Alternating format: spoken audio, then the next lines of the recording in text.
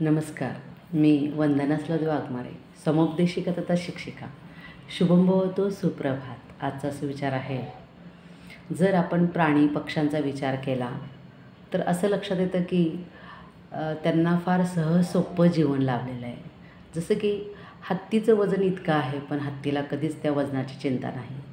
किंवा अविरतपणे मुंगी कष्ट करते, अविरतपणे ती चालत असते, पण कधी तिचे पाय दुखत नसतील का?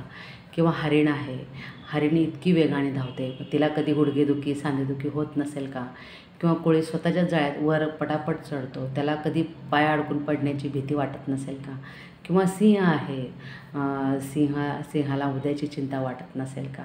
किंवा अनेक असे प्राणी पक्षी आहेत की जे चिंताविरहित रोगमुक्त जीवन जगत आहे.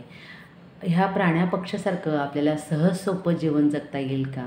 तर नक्कीच येईल, जर आपण उद्याची चिंता सोडली किंवा काळजी, भीती, ताणतणाव असेल किंवा उगीचच चिडचिडेपणा असेल, अतिविचार करणं असेल, ह्या गोष्टी जर आपल्या आयुष्यातून आपण कमी केल्या तर नक्की आपण साधं सोपं जीवन जगू शकतो. आपल्याला जे दिलेलं आहे भगवंताने, आपण काही आपलं जीवन मला जन्म दे म्हणून आपण अर्ज कुठेही केलेला नव्हता, कुठेही विनवणी केली नव्हती, तरीसुद्धा आपल्याला इतकं सुंदर जीवन भगवंताने दिलेलं आहे.